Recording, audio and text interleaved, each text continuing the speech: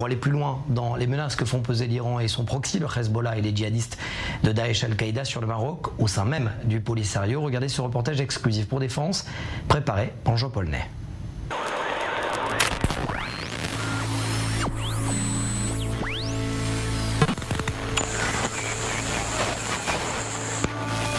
Nous sommes au Mali, quelques mois avant le coup d'État des généraux, appuyés par Moscou et les mercenaires de Wagner.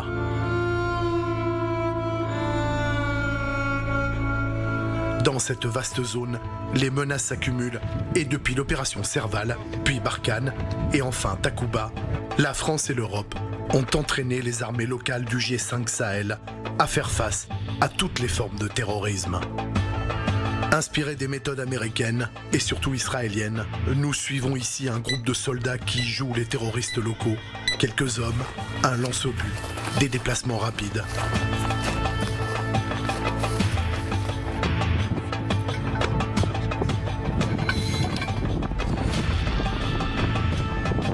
Une région trop vaste pour la couvrir entièrement, même avec des unités qui peuvent se déplacer aussi vite que des terroristes. La filière est connue d'Afrique centrale vers le Maghreb et principalement la frontière entre l'Algérie et le Maroc. C'est à 15 km de Koulikoro.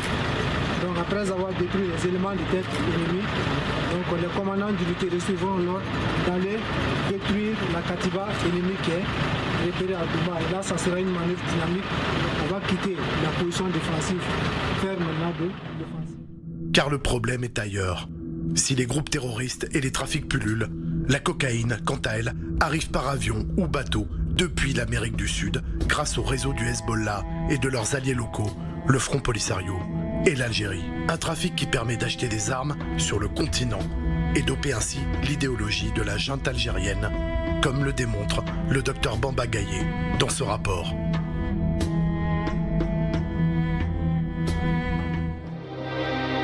Stupéfiant trafic qui finance les armes du Front Polisario arrange bien les caciques du désert ainsi que les généraux algériens qui maintiennent la pression sur le Maroc en prenant tout un peuple en otage dans des camps d'un autre âge.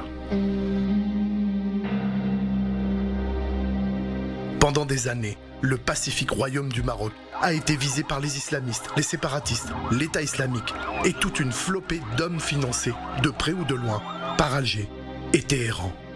Face au terrorisme, le Maroc est devenu le seul pilier de la région, ayant acquis une redoutable expertise reconnue et appréciée tant en Occident qu'en Orient.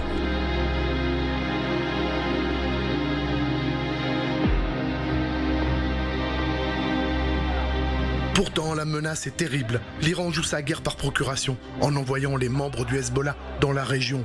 Un jeu dangereux, révélé par des organismes privés et des services de renseignement occidentaux.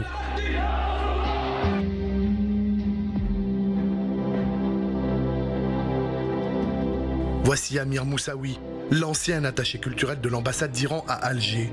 Il a été démontré que ce n'était qu'une couverture. Moussaoui est un agent de la VEVAC, les services d'espionnage iraniens, mais aussi un haut cadre du Hezbollah. C'est lui qui a armé le Front Polisario.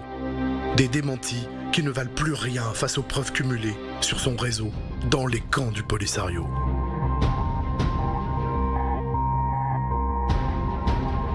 Un des amis de Moussaoui s'appelle Tarek El Hassemi, l'ancien vice-président du Venezuela, activement recherché par les douanes américaines et la DEA, l'agence antidrogue. Voici des images exclusives du réseau qu'il opérait. C'est la première fois qu'une télévision les diffuse.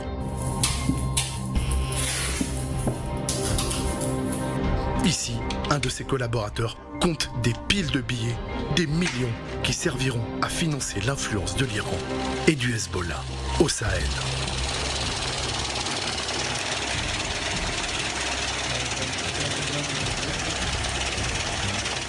En mai dernier, le Maroc a hébergé la coalition mondiale contre Daesh.